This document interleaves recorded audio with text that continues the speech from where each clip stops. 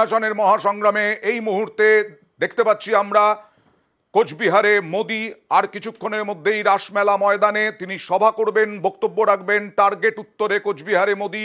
আর আজকে মাথাভাঙা এবং মালে দুটি জনসভা থেকেই মোদিকে, প্রধানমন্ত্রীকে আক্রমণ মমতা বন্দ্যোপাধ্যায়ের, বিজেপিকে আক্রমণ মমতা বন্দ্যোপাধ্যায়ের, এবং তার সঙ্গে সঙ্গে বিহার থেকে সরাসরি পশ্চিমবঙ্গে চলে এসে উত্তরবঙ্গে দাঁড়িয়ে মোদি কি বলেন সেদিকেই তাকিয়ে রাজনৈতিক মহল। কথা বলবো প্রতিনিধি শুভঙ্করের সঙ্গে।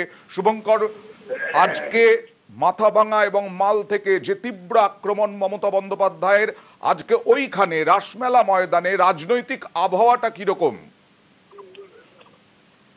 দেখো, প্রথম দফায় লোকসভা নির্বাচন অনুষ্ঠিত হয় আর নরেন্দ্র মোদী প্রথম এই সভা করতে আসছেন কোচবিহারে।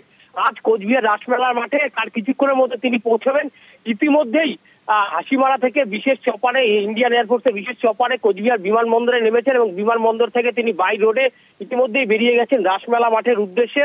এবং সেই এখান থেকে বেরিয়ে সোজা রাসমেলার মাঠে সভা মঞ্চে আসবেন এবং এই হাই ভোল্টেজ সভা, সেই সভা সফল করতে গত কয়েকদিন ধরেই বিজেপি নেতা কর্মীরা কোচবিহার জেলা জুড়ে প্রস্তুতি নিচ্ছিল। আজ সকাল থেকেই বিভিন্ন এলাকা থেকে বিজেপি নেতা কর্মীরা গ্রামগঞ্জ থেকে আসতে শুরু করেছিল। রাসমেলা মাঠে ভিড় জমতে শুরু করে। পাশাপাশি এই কোচবিহার লোকসভা কেন্দ্রে, যে কেন্দ্রের বিজেপি প্রার্থী নিশীথ প্রামাণিক, তিনি কেন্দ্রীয় স্বরাষ্ট্র দপ্তরের প্রতিমন্ত্রী, তাকে আজকে মমতার সভা থেকে মাথাভাঙায় মুখ্যমন্ত্রী মমতা বন্দ্যোপাধ্যায় সেই সভা থেকে কড়া আক্রমণ করেছেন, পাশাপাশি কেন্দ্রীয় সরকারকে আক্রমণ করেছেন। তারই পাল্টা হিসাবে এখন কোচবিহার রাসমেলার মাঠে প্রধানমন্ত্রী নরেন্দ্র মোদীর সভা রয়েছে। সেই সভা যথেষ্ট তাৎপর্যপূর্ণ। পাশাপাশি কিন্তু এই সভা থেকে নরেন্দ্র মোদী এখন তৃণমূল নিশীথ প্রামাণিক তিনি বক্তব্য রাখছিলেন, তিনি কিছু এই সম্বন্ধে বলেছেন নাকি মমতা বন্দ্যোপাধ্যায় যেভাবে আক্রমণ করেছেন?